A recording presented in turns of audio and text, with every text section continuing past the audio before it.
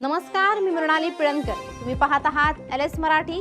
सकाळचे 10 वाजतायत. पाहुयात राज्यात काय घडामोडी घडतायत. उद्धव ठाकरे यांच्या दौऱ्याचा आजचा दुसरा दिवस. बंडखोर संजय जाधव यांच्या मतदारसंघात उद्धव ठाकरेंची सभा. संजय जाधव आणि ओमराजे निंबाळकर यांच्या मतदारसंघात जाऊन ठाकरे शिवसैनिकांशी संवाद साधणार.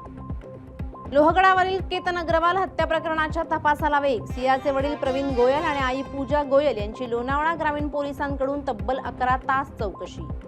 अमरावती गुन्हे शाखेची धडक कारवाई. अवैधरित्या चाकू बाळगणाऱ्या तरुणाला अटक, शस्त्र जप्त. सार्वजनिक ठिकाणी गांजाचं सेवन करणाऱ्या युवकावर देखील गुन्हा. शहरात गुन्हे शाखेची विशेष मोहीम. दौंड पोलिसांची कारवाई. गॅस सिलेंडरची अवैध वाहतूक करणारी गाडी पकडली. 56 सिलेंडरसह वाहतूक करणारी गाडी जप्त. मुंबई शहरावर पाणी कपातीचं संकट. अवघ्या एका दिवसात जलाशयामधील पाणीसाठ्यात 0.22% घट. पाणी जपून वापरण्याचं महापालिकेचं आवाहन. पंढरपूरच्या भाविकांसाठी रेल्वे विभागामार्फत एकूण 54 विशेष रेल्वे फेऱ्या चालवल्या जाणार. या विशेष गाड्यांमुळे भाविकांना आरामदायी प्रवासाची सुविधा उपलब्ध होणार.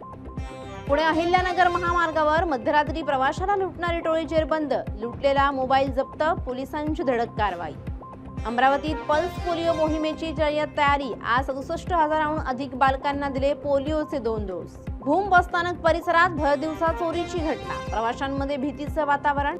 जामखेडहून बार्शीकडे दवाखान्यासाठी निघालेल्या एका महिलेच्या पर्स म्हणून सोन्याचं गंठण अज्ञात चोरट्यांनी लंपास केलं. राजापेठ पोलिसांची जुगार अड्ड्यावर धाड. 5 जुगारी ताब्यात.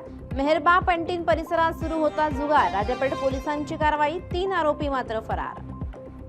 अन्न आणि औषध प्रशासनाची नवी मुंबईतील सर्व हॉटेल व्यावसायिकांसोबत बैठक. स्वच्छता आणि अन्न सुरक्षा नियमांचं काटेकोरपणे पालन करण्याचे दिले निर्देश. उल्लंघन केल्यास कठोर कारवाईचा इशारा. या होत्या आताच्या घडीच्या काही महत्त्वाच्या बातम्या.